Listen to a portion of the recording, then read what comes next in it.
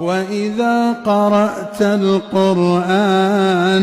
جعلنا بينك وبين الذين لا يؤمنون بالآخرة حجابا مستورا وجعلنا على قلوبهم أكنة أن يفقهوه وفي آذانهم وقرا وإذا ذكرت ربك في القرآن وحده ولوا على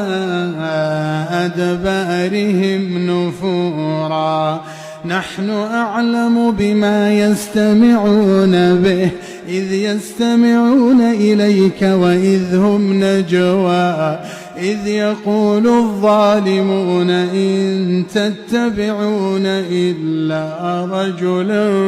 مسحورا.